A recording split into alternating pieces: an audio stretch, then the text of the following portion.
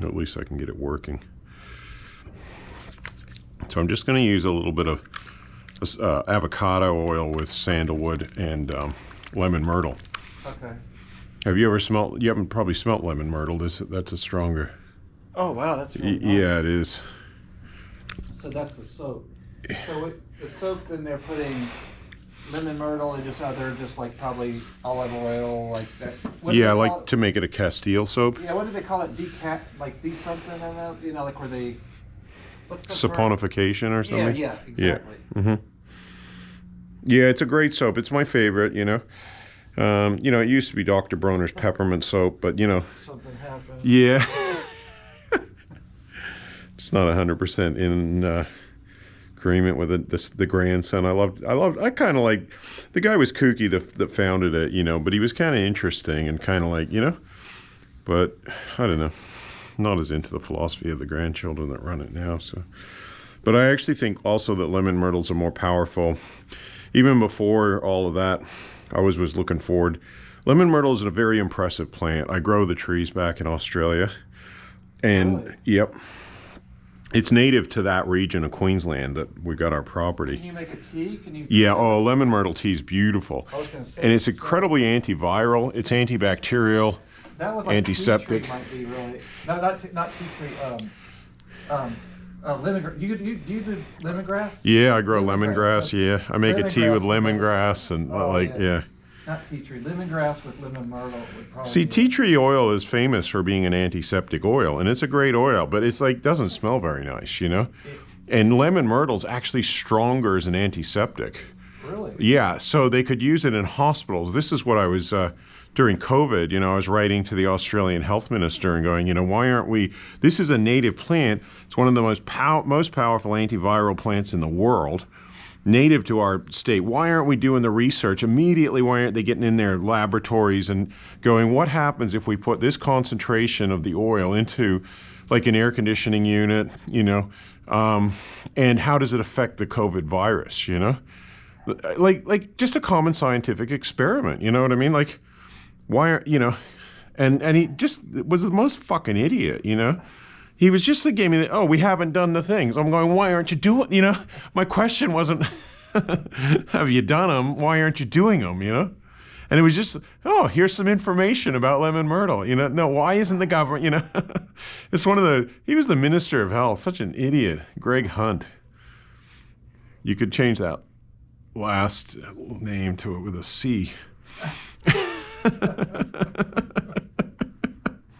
Just like despicable though, you know what I mean? Shoving everybody in with vaccines, you know what I mean? But no other alternative approaches. Like why not?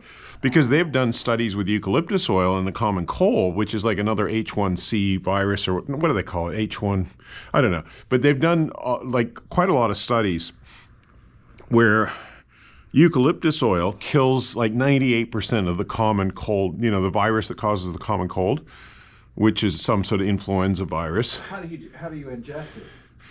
They put it into the air, just like an essential oil burner. So, you know, with essential oil burners, it goes into the air, like as part of the humidity of the air.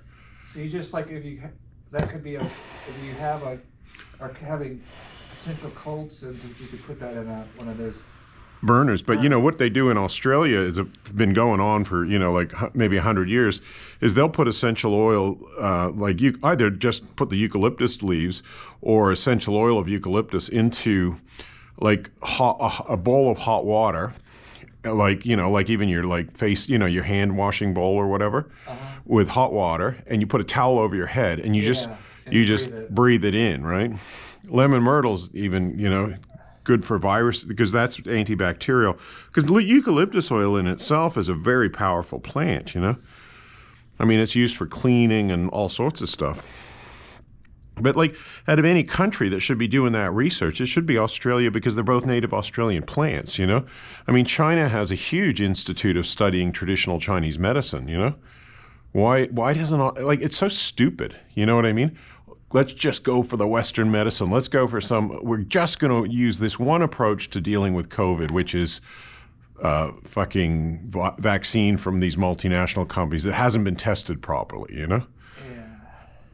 You know, I don't know. I just thought it was bullshit, you know? And it's weird because lemon. I spoke to this guy at a market who was a lemon myrtle farmer, and he sells oils, and he said the government actually harassed him about it. Like, how weird is that? Possibly because it is so powerful, and the pharmaceutical companies don't want people to know. Which is like just a bit. I mean, I know it's getting into the realm of conspiracy theories and all that, but it's also weird. Like, there's something weird, Yeah. Why would he be? And the fact that I got that response, I mean, I suppose I'm naive to think politicians, care. and have intelligence, those two qualities. But I know, not an insult to all politicians, but fuck, I would have, at a fucking pandemic, just what an idiot, Because it's not expensive, we can grow it, it's natural, it's not going to hurt people. I don't know. I was just so disappointed, but Australian government is so stupid. But I suppose, other governments compete in stupidity with them. I'm not saying they're winning the race, At least in America, there's more debate and everybody disagrees and fucking fights and argues before a decision's made, I wonder if you could do your online course for that 2-day kind of thing for families. Yeah, so That would be really great. Yeah, well, our online course it's only about a 40-hour course as it is, Oh, it is? Okay. Yeah, so it's something people could get into to help their friends and family. Okay. But we are thinking of holding these 2-day friends and family, because I know in America everybody's working and doesn't have time. And if you're not doing a massage therapy, as a career, 2 weeks is a long time to come and study. But yeah, we're thinking about holding 2-day courses for friends, how to massage your spouse or how to massage your brother, just close people without being it being a profession, And then we're also hoping to hold 2-day reflexology courses where I'm showing people all about how to massage, like a foot reflexology course, and then 2 days later on, another time on hands. So if anybody's interested, just, How would that compare? Like, would that be not a kind of a, what's the word again? Not renovation, but that would be more maintenance style? No, I'd still do renovation because, as you can see with me working on you, a huge amount of time has been spent me working on your feet. Yeah. Right? So it's actually the foundation of renovation as well as, but of course there's deeper skill levels, that are required, especially when you're using the chopstick, about empathy and, but you could get started, even on yourself with a bit of self-massage to learn that empathy. Like, how hard should I go? How should I not go too light, but not too hard? This is that Thai massage tool that I just got. I've had these before, but Oh, that one, okay. yeah, it's 3-pointer. It's another flavor of pain, really, for you, isn't it? Yeah. It's like going to an Indian restaurant with different spices,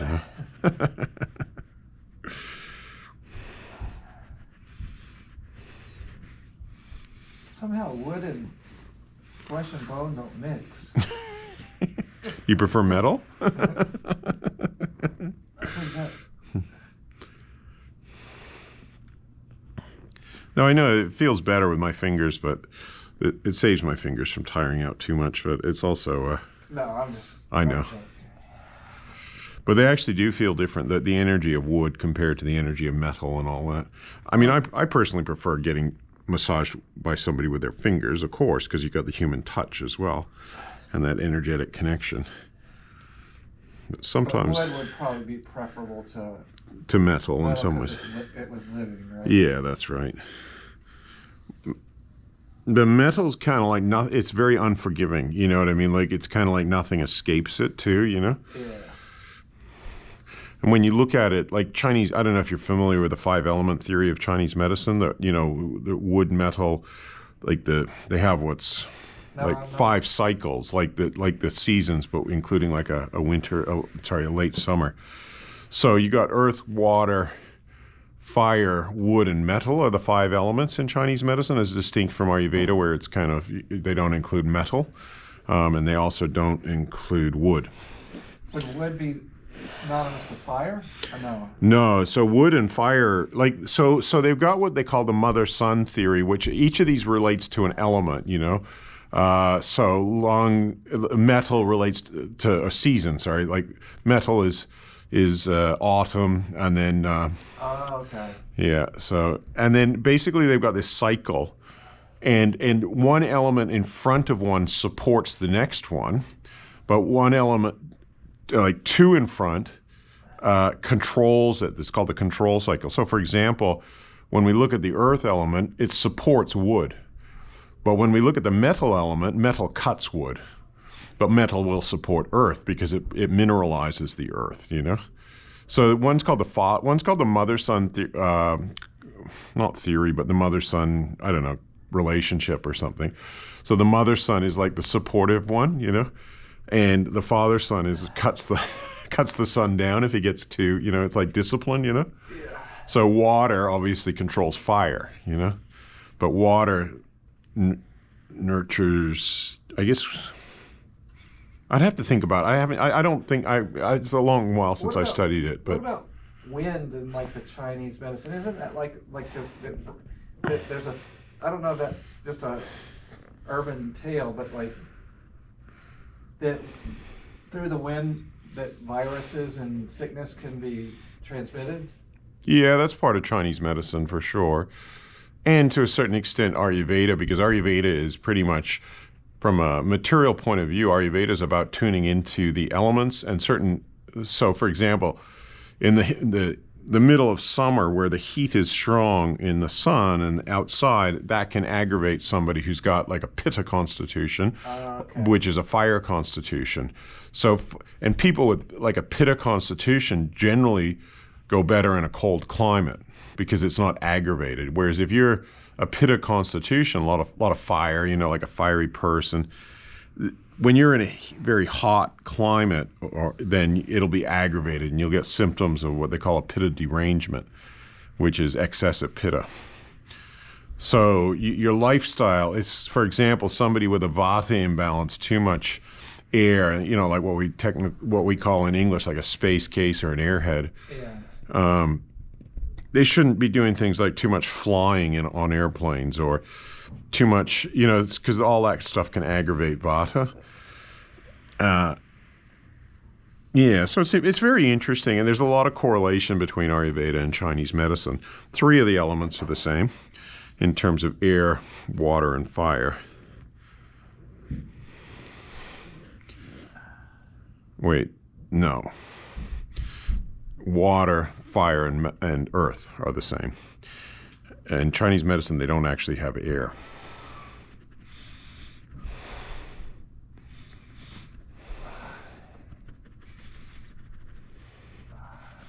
So I'm trying to follow up on what we did earlier today. I didn't get that much of a chance to get into the top of the foot, the bottom.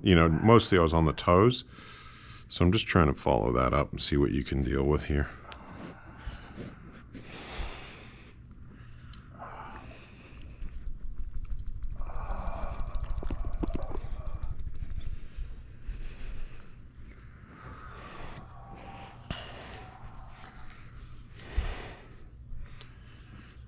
So Rock and I have been just registering a nonprofit association to help, first of all, veterans and then later Indigenous people who are suffering. So we're going to, once we get it all set up in America, we're going to we're going to try and get some grants, and we're going to try and get some donations, and then people who are veterans who are, struggling financially, we can get them through the Raynor Massage, Raynor Natural Therapies program, which is getting a lot of treatment. We document it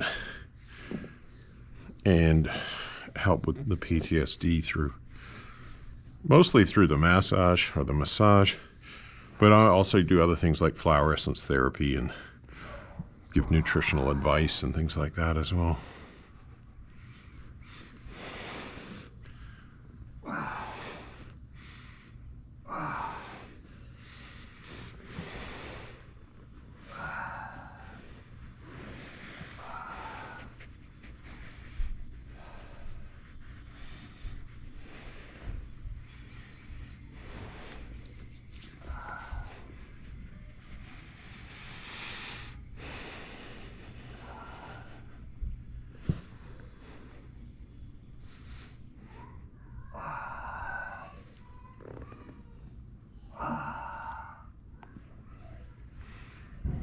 So Rock's quite a brave man coming for his Oh, 6th session. That was a good one. Oh, we got another deep one.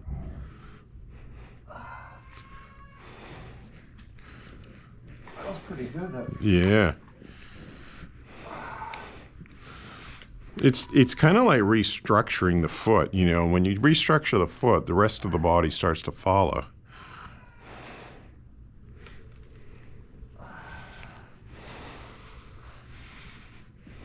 You know, what was interesting as I was watching this documentary on it's called The Root Cause. Have you seen that? You should watch that. Oh, the root cause. It actually is an Australian dude. Really? It's about the dangers of root canals Ah, in dentistry. okay. And it really talks up like natural dentistry, which you avoid root canals and Oops.